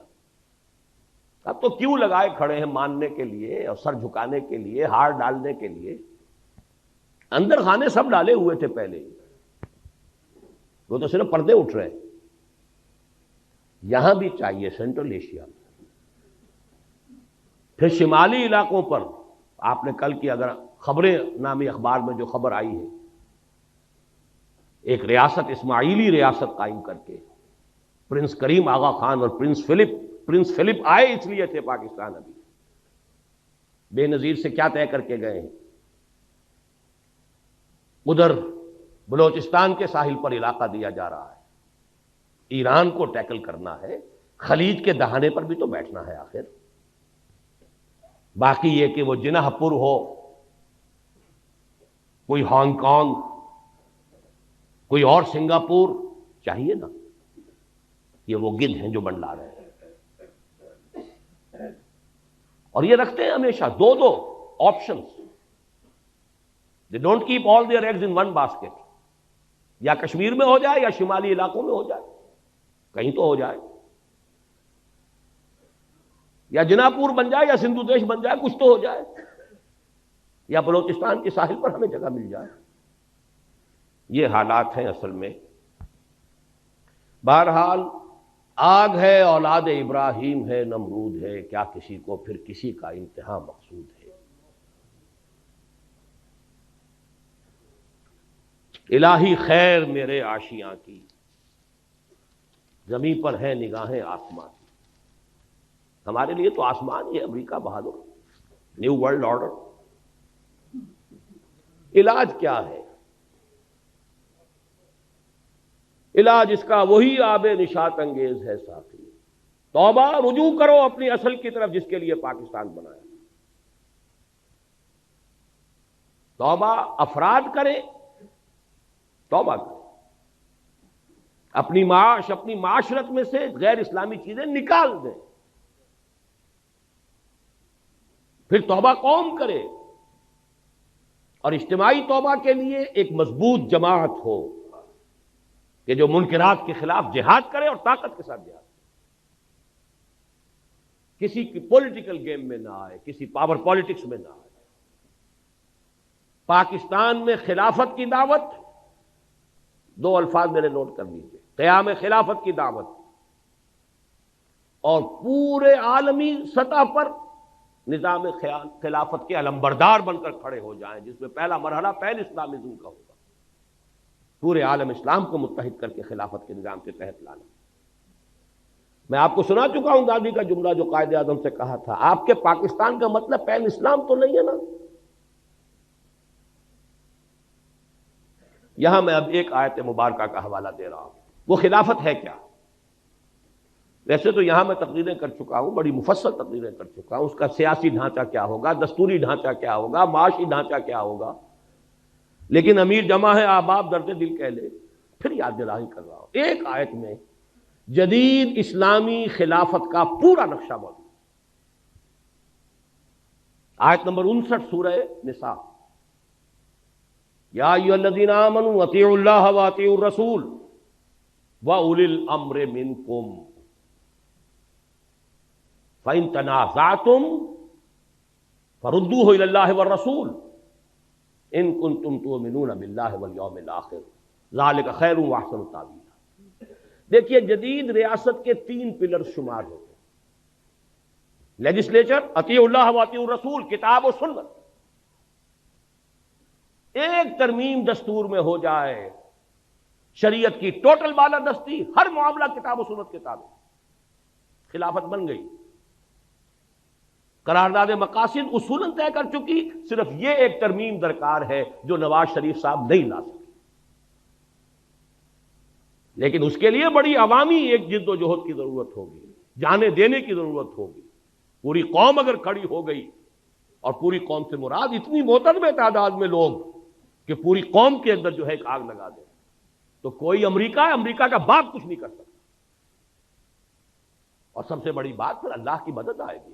ان تنصروا اللہ ینصرکم لینصرن اللہ من ینصرہ، اللہ لازماً مدد کرے گا اس کی جو اس کی مدد کرے. تو لیجسلیچر اطیعوا اللہ و اطیعوا الرسول پر دستور کے اندر ایک ترمیم، ٹوٹل بالادستی.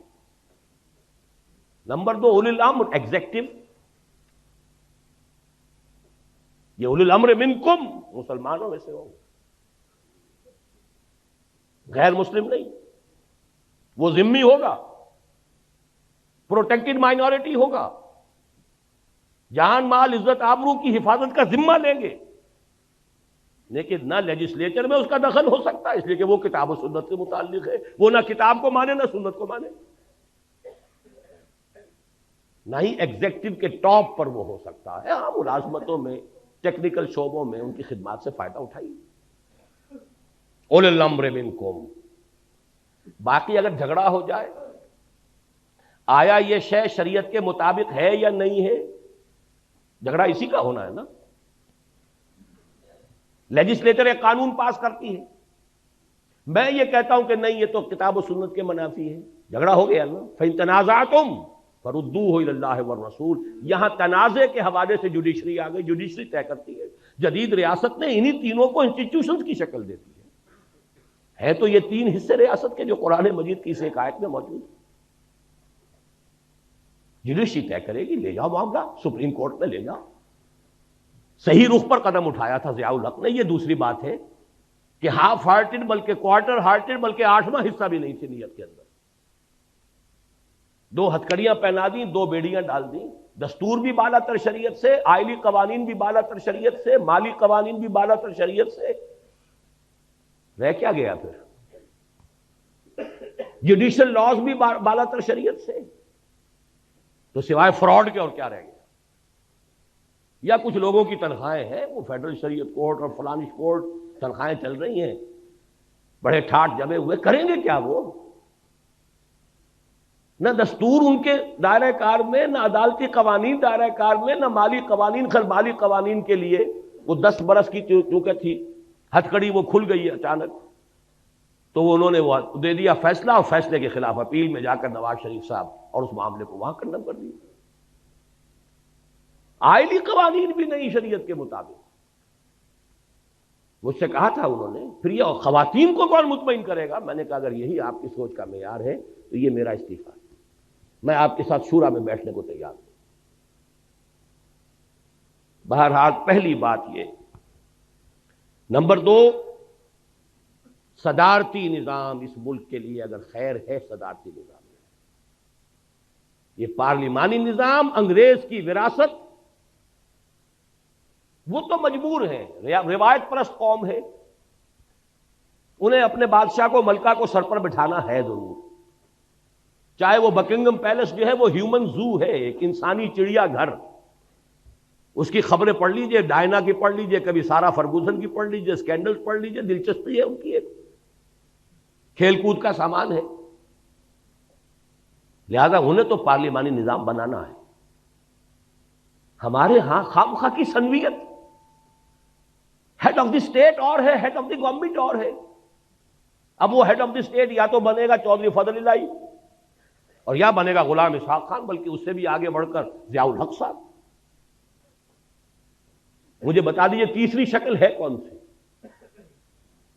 یہ لعنت ہے، یہ برٹش لیگیسی ہے. اس کا جنازہ جتنی جلدی نکالا جا سکے. لیکن یہ سب کچھ اس کے بعد ہے، شریعت کی ٹوٹل بالادستی پہلے طے ہو، ورنہ کوئی بات نہیں. پھر یہ لعنت چاہے پارلیمانی ہو چاہے صدارتی ہو، سب لعنت، سب شرک، سب کفر۔ جس ملک کے نظام میں شریعت کی بالادستی اور اللہ کی حاکمیت کا نفاذ نہیں ہے وہ شرک ہے، کفر ہے۔ رہنے والے مسلمان ہوا کریں، نظام کافرانہ ہے۔ ایک اور چیز روح عصر کا ایک تقاضا ہے، true federal system, true federal system. اب جیسا کہ وہ علامہ اقبال نے اپنی ابلیس کی مجلس شورا نامی نظم میں ایک بڑا پیارا شعر کہلوایا ابلیس کی زبان سے، ہم نے خود شاہی کو پہنایا ہے جمہوری لباس، جب ذرا آدم ہوا ہے خود شناس و خود نگر۔ اس انسان کے اندر اب ذرا اپنے حقوق، اپنا وہ پاس پیدا ہو گیا ہے، خیال ہو گیا ہے، تو ہم نے کہا چلو ٹھیک ہے، وہ جو انسانی حاکمیت کی ٹنوں کی نجاست ایک شخص کے سر پر رکھی ہوتی تھی کسی فرعون اور نمرود کے، وہ تولا تولا سب میں بانٹ دو، نجاست تو نجاست ہی رہے گی۔ ایسے ہی ایک بات ہے کہ حکمت کا تقاضا ہے، ہر ایک کو اپنی زبان پسند ہے، کوئی زبان مقدس نہیں سوائے عربی زبان۔ پنجابی کو پنجابی پسند ہو، سندھی کو سندھی پسند ہو، نہ سندھی زبان کفر ہے نہ پنجابی زبان کفر ہے۔ لسانی، نسلی جو بھی اکائیاں ہوں ان کو مناسب مقام دینا چاہیے۔ بھارت سے سبق سیکھیے، اس نے لسانی صوبے بنا دیے تو کیا اس کے اندر کمی آ گئی؟ کیا کوئی کمزوری پیدا ہو گئی بھارت میں؟ ہر صوبے کی اپنی زبان ہے، اپنے زبان میں سارا پروونشل معاملہ چل رہا ہے۔ سینٹر کے ساتھ معاملہ ہوگا یا بین الصوبائی ہوگا وہ انگریزی میں ہوگا۔ تامل ناڈو تامل زبان، آندھرا پردیش تیلگو زبان، کیرالہ میں ملیالم زبان، بے شمار زبانیں ہیں، کوئی معمولی، تو کون سی قیامت آ گئی؟ 1 کروڑ کی نفری کی اگر کوئی لسانی یا کوئی نسلی عصبیت ہے اسے ایکنالج کرو، give it the due respect, اس کی نفی مت کرو۔ ہاں اس سے چھوٹی چھوٹی تو ظاہر بات ہے کہاں سے کہاں تک تقسیم ہوگا۔ زبان تو لاہور سے گجرانوالا پنجابی بدل جاتی ہے، گجرانوالے سے سیالکوٹ جا کے بدل جائے گی، وہ اور بات ہے۔ لیکن جو موٹی موٹی تقسیمیں ہیں ان کے مطابق کوئی حرج نہیں ہے۔ یونائٹڈ اسٹیٹس آف پاکستان بن جائے کوئی حرج نہیں، فیڈرل گورنمنٹ مضبوط، لیکن یہ کہ اس کے ساتھ اسٹیٹس کو آٹونومی دیجیے، اپنا ڈیولپ کرو۔ ہاں شریعت کے خلاف کوئی شے ہونے نہیں دیں گے، یکجہتی کی ذمہ دار فیڈرل گورنمنٹ ہوگی۔ آج دنیا میں نظام چل رہا ہے، امریکہ کا نظام اور ہے کیا، صدارتی نظام، وہ بھی لیا ہے خلافت سے۔ ہر کو جا بینی جہان رنگ و بو، آنکھ از خاکش برو یا دارزو، یاز نور مصطفیٰ اورا بہاش، یا ہنوز اندر تلاش مصطفیٰ۔ شیطان کو جمہوریت اس لیے دینی پڑی ہے کہ خلافت راشدہ میں عوام کو ایک حق دیا گیا ہے، مسلمانوں کا منتخب خلیفہ ہوگا، مسلمانوں کی رائے ہوگی، امر المسلمین ہوگا، تاریخ انسانی میں پہلی مرتبہ اسلام نے دیا ہے، تب شیطان کو بھی پیروی کرنی پڑی۔ تو اب اگر کوئی دنیا کی اچیومنٹس ہیں ان کو ایکنالج کیجئے۔ تیسری بات یہ، اور یہ جیسا کہ میں نے عرض کیا سندھ کے مسئلے میں سیاستدانوں کے اپنے معاملات ہوتے ہیں، کبھی الطاف حسین صاحب کا کوئی بیان آ جائے گا، کبھی کوئی بیان آ جائے گا، کبھی صوبہ چاہیے کبھی نہیں چاہیے۔ وہ تو سیاست میں تو سیاستدان پیترے بدل بدل کر اپنی جو بھی اس کے ساتھ نیگوسیشنز ہیں، بارگیننگ ہے، بدلتی رہے گی۔ لیکن میں ڈنکے کی چوٹ کہتا ہوں اور بہت عرصے سے کہہ رہا ہوں، کوئی حل نہیں ہے اس کا سوائے اس کے کہ چھوٹے صوبے بنائے جائیں۔ سندھ کی تقسیم نہ ہو تو کوئی حل ہے ہی نہیں۔ 1 کروڑ سے زیادہ ہے کم سے کم مہاجر اردو اسپیکنگ، اس کو ایکنالج کیجئے، کوئی تو علاقہ انہیں دیجئے کہ ہاں یہ ہمارا ہے۔ انہوں نے یہ کہا تھا ہم نے ایک زمانے میں کہ ہمیں صرف کراچی کی کارپوریشن جو ہے، جب وہ کارپوریشن پہ آ گئے تھے، ہمیں یہاں 2 چیزیں، پولیس ہمارے تابع کر دیجئے، ٹریفک ہمیں دے دیجئے۔ کوئی دینے کو تیار نہیں، کچھ تو دو۔ اگر آپ ڈپرائیو کریں گے، احساس محرومی اس انتہا کو پہنچا دیں گے۔ میں نے کتاب لکھی تھی مسئلہ سندھ، استحکام پاکستان، اس کے لوازم، 10 سال پہلے کی کتاب ہے، اور اس کے بعد مسئلہ ہے سمپل، سیاستدان نہیں ہوں، میدان میں نہیں ہوں، بازار سے گزرا ہوں، خریدار نہیں ہوں، لیکن حالات کو جانتا ہوں، مجھے بصیرت اللہ نے عطا کی ہے، سرما ہے میری آنکھ کا خاک مدینہ و نجف، مدینہ و نجف کی بجائے کہہ دیجئے ہماری آنکھ کا سرما ہے قرآن اور سنت، اللہ کی کتاب اور اس کے رسول صلی اللہ علیہ وسلم کی سنت، اس کی احادیث، یہ بصیرت ہے ہماری کی، تو ہم نظر آتے ہیں، حقائق نظر آتے ہیں۔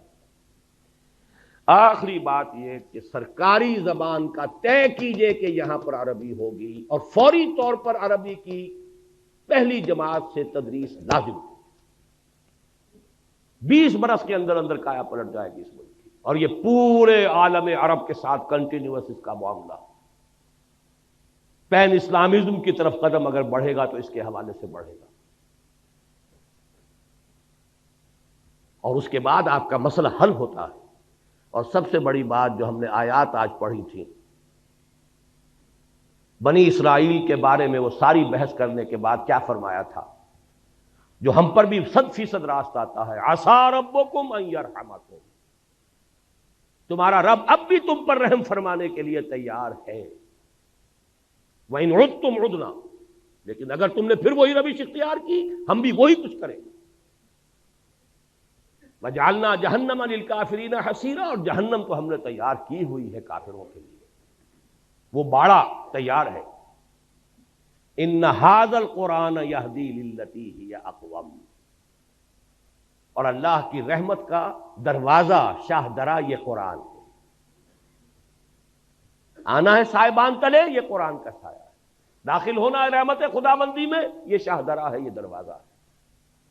ان ھذا القرآن یہدی للتی ہی اقوم، سمجھ لیجئے اچھی طرح، میں نے اگر اپنی زندگی کے 30 برس لگائے ہیں اس قرآن مجید کے پڑھنے پڑھانے سیکھنے سکھانے، انجمن بنانے اور قرآن اکیڈمی بنانے اور قرآن کالج بنانے، قرآنی تربیت گاہیں اور کیسٹس، تو یہ کوئی مولویانہ میرا کوئی پیشہ نہیں ہے، میں نے تو سن 54 میں MBBS کیا تھا، یہ کوئی میرا مشغلہ نہیں، کوئی ہابی نہیں، یہ اس تشخیص پر ہے، یہ سارا کام ہوگا قرآن کے ذریعے، خار از محجوری قرآن شدی، شکوہ سنجے گردش دوران شدی، اے تو شبنم بر زمیں افتندئی، در بغل داری کتاب زندگی، وہ زمانے میں معزز تھے مسلمان ہو کر اور تم خار ہوئے تاریک قرآن ہو کر، لہذا اس رکوع میں بھی آخر میں یہی آیات آ رہی ہیں، ان ھذا القرآن یہدی للتی ہی اقوم وَيُبَشِّرُ الْمُؤْمِنِينَ الَّذِينَ يَعْمَلُونَ الصَّالِحَاتِ أَنَّ لَهُمْ أَجْرًا كَبِيرًا وَأَنَّ الَّذِينَ لَا يُؤْمِنُونَ بِالْآخِرَةِ أَعْتَدْنَا لَهُمْ عَذَابًا أَلِيمًا۔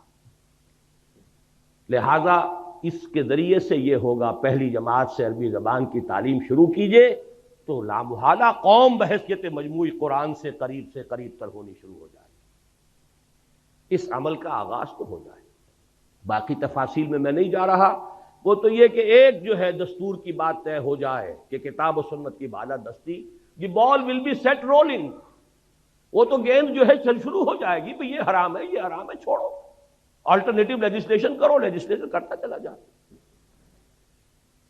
بہرحال اس کے سوا میں پورے انشراح صدر کے ساتھ کہہ رہا ہوں، پاکستان کے لیے کوئی بچاؤ نہیں۔ اقبال کا وہ شعر کہ اپنی ملت پر قیاس اقوام مغرب سے نہ کر، خاص ہے ترکیب میں قوم رسول ہاشمی، 100% منطبق ہوتا ہے تو پاکستان، یہاں کوئی اور شے نہیں ہے جو اسے استحکام دے سکے، کسی بنیاد پر مستحکم ہو ہی نہیں سکتا سوائے اسلام، اور اگر ادھر نہیں آئیں گے تو اللہ کے عذاب کا دوسرا کوڑا تمہاری داستان تک بھی نہ ہوگی داستانوں میں۔ اللہ تعالیٰ اس انجام بد سے ہمیں بچائے، ہمیں توبہ کی توفیق عطا فرمائے، اور یہ توبہ ان فرد سے شروع ہوگی، اپنی جگہ ہر شخص جو ہے اس توبہ کے لیے تیاری کرے۔ یہ تقسیم منطقی ہے تو پھر سرائیکی صوبے کے قیام کے بارے میں کیا رائے ہے؟ میں تو اس کے حق میں ہوں، میں تو کہتا ہوں 1 کروڑ کی بنائیے، 12 صوبے بنائیے اس ملک کے، اور جو بھی اس ملک کا ویل وشر ہے ہمیشہ یہی کہتا ہے یہ صوبائیت کی لعنت ختم اس سے ہوگی، چھوٹے صوبے بنائیے۔ آپ نے نہ معلوم کتنے نئے ضلع بنا لیے، نئے ڈویژن بنا لیے، نئی تحصیلیں بنا لی، نئے سب ڈویژن بنا لیے، صوبہ معلوم ہوتا ہے کہ قرآن و سنت کا لکھی ہوئی کوئی لکیر ہے، آسمان سے اتری ہے، انگریز کے بنائے ہوئے صوبے، اور وہ مقدس ہو گئے۔ ان کو تو ایک مرتبہ توڑ کر اور کم سے کم 12 صوبے اس ملک کے جو ہے 1 کروڑ کے انداز کا ایک صوبہ بننا چاہیے، اور اس میں لسانی جو ہے معاملات کو بھی سامنے رکھیے۔ اگر پٹھان کہتے ہیں ہمارے صوبے کا نام پختونخوا بنائیے، کیوں آپ کے پیٹ میں مروڑ اٹھتا ہے؟ کیوں آپ کا نام پنجاب ہے اس صوبے کا؟ اور سرحدی صوبہ نام رکھا ہوا، کون سی سرحد؟ پاکستان کے 4 صوبے سرحدی صوبے ہیں۔ پنجاب اس کا شمال مشرقی سرحدی صوبہ ہے، سندھ جو ہے اس کا جنوب مشرقی سرحدی صوبہ ہے، بلوچستان اس کا جنوب مغربی سرحدی صوبہ، یا تو سب کے نام یہ رکھ دیجیے، تب بھی کوئی منطق ہے، کوئی دلیل ہے؟ ورنہ ہندوستان اتنے بڑے ملک میں تو شمال مغربی سرحدی صوبے کے کوئی معنی تھے، آج کیا معنی ہے اس کے؟ بلوچستان بلوچوں کا صوبہ ہے، بلوچستان نام ہے کہ نہیں؟ بعض چیزوں کو خام خواہ جو ہے ہم نے اس کے ساتھ الرجی بنائی ہوئی ہے، اور ان چیزوں کو جو پوج رہے ہیں بیٹھ کر کچھ لوگ، کچھ دانشور جو ہیں، ان کو اس کے سوا کوئی اور چیز پوجتی نہیں۔ نئے صوبے بنائیے، نئے نام رکھیے۔ کہیں ہندوستان میں تامل ناڈو نام سے کوئی صوبہ تھا؟ اکثریت وہاں کے صوبوں کے نام بدل چکے ہیں۔ آندھرا پردیش کہیں تھا دنیا میں؟ تامل ناڈو کہیں تھا دنیا میں؟ سب صوبے بدل گئے۔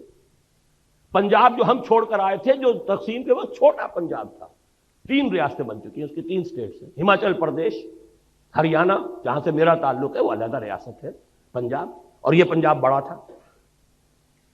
بہرحال اگر آپ ایک ملک کی وحدت کو قائم رکھنا چاہتے ہیں تو ان چھوٹے صوبے چھوٹے، اور انہیں زیادہ سے زیادہ آٹونومی دیجیے خدا کے لیے، ورنہ یہ جو کچھ ہو رہا ہے کچھ مفاد پرست طبقات ہیں۔ آپ نے 1 یونٹ بنایا، لیکن یہاں کا جو پنجابی سرمایہ دار تھا لاہور کا خاص طور پر، اس نے وہ بے ایمانی کی ہے، اس نے پنجاب کو یہاں جو ہے 1 یونٹ کا دارالخلافہ بنایا۔ اس سے بڑی بے ایمانی کوئی ہو سکتی؟ ہندوؤں نے امرتسر میں 1 اینٹ نہیں رکھی پاکستان بننے کے بعد، آزادی کے بعد۔ صوبائی دارالحکومت بنایا چندی گڑھ پہاڑوں میں جا کر، اور آپ پورے پاکستان کا ایک صوبہ بنا کر اور صدر مقام بنا رہے ہیں لاہور شریف کو۔ کس حساب سے صحیح ہے؟ جغرافیہ کے حساب سے صحیح نہیں، ڈیفنس کے حساب سے صحیح نہیں، لسانی اعتبار سے صحیح نہیں۔ آپ ملتان بناتے، ڈیرہ غازی خان بناتے، ہر اعتبار سے وہ مرکز تھا، لسانی اعتبار سے مرکز۔ سرائے کی زبان پر آ کر پنجابی، پوٹھوہاری، بلوچی، سندھی ساری زبانیں مکس ہوتی ہیں۔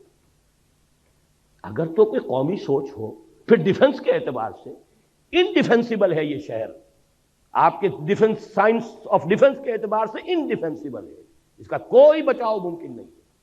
وہ تو اللہ نے بچا دیا، BRB اور دہشت ڈال دی اس نے۔ سألقی فی قلوب الذین کفروا الرعب، میں ان کافروں کے دلوں میں رعب ڈال دوں گا۔ ورنہ 65 میں BBC پر اگر فلم دکھا دی گئی تھی فال آف لاہور کی، تو کتنا یقینی سمجھتے تھے وہ، اس لیے کہ کوئی ڈیفنس کا کہاں سے ہو سکتا تھا۔ اور وہاں آپ نے سارے جو ہے کروڑوں اربوں روپے کھپا دیا، وابڈا ہاؤس بنا دیا، یونٹ کالونی بنا دی، یہ بنا دیا۔ یہ کام ہونے چاہیے تھے، ڈیرہ غازی خان میں ہونا چاہیے تھا۔ آپ کا کوئٹے کے ساتھ کوئی لنک رہتا ہے، آلٹرنیٹ ریلوے لنک موجود ہے، پشاور کے ساتھ آلٹرنیٹ ریلوے لنک موجود ہے، ورنہ یہاں تو جہاں سے کاٹ دیں آپ کی لائف لائن، آپ کا تعلق کوئی نہیں رہتا۔ تو ان چیزوں کے اوپر ذرا حقیقت پسندی کے ساتھ غور کیجئے۔ اب دعا مانگیں۔ الحمدللہ الذی ہدانا لہذا وما كنا لنہتدی لولا ان ہدانا اللہ، الحمدللہ الذی انزل علی عبدہ الکتاب ولم یجعل له عوجا، تبارک الذی نزل الفرقان علی عبدہ لیکون للعالمین نذیرا۔ اللہم صل علی عبدک ونبیک ورسولک وخلیلک محمد وبارک وسلم، وصل وسلم وبارک علی جمیع الانبیاء والمرسلین وعلی ملائکتک المقربین وعلی عبادک الصالحین وعلینا معہم یا ارحم الراحمین۔ اللہم ربنا نور قلوبنا بالایمان واشرح صدورنا للاسلام۔ اللہم انصر من نصر دین محمد صلی اللہ علیہ وسلم، من کانوا وحیث کانوا واجعلنا منہم، اللہم ربنا اجعلنا منہم۔ اے اللہ اپنے ہر اس بندے کی مدد فرما جو تیرے نبی کے دین کی خدمت کر رہا ہو، خواہ وہ کوئی بھی ہو، کہیں بھی ہو، اور اے اللہ ہمیں بھی توفیق دے کہ ہم ان کے ساتھ شامل ہوں، ان کے دست و بازو بنے۔ اللہم اخذل من اعرض عن دین محمد صلی اللہ علیہ وسلم من کانوا وحیث کانوا ولا تجعلنا معهم۔ اے اللہ ہر اس شخص کو ذلیل اور خوار اور رسوا کر دے جو تیرے نبی کے دین سے روگردانی کر رہا ہو، خواہ وہ کوئی بھی ہو، کہیں بھی ہو، اور اے اللہ ہمیں بچا اس سے کہ ہم ان کے دھوکے میں آ کر ان کے پھندے میں پھنس جائیں۔ ربنا تقبل منا انک انت السمیع العلیم، پروردگار ہماری اس دعا کو قبول فرما، یقیناً تو سب کچھ سننے والا اور جاننے والا ہے۔ وصلی اللہ تعالی علی خیر خلقہ محمد وآلہ واصحابہ اجمعین برحمتک یا ارحم الراحمین۔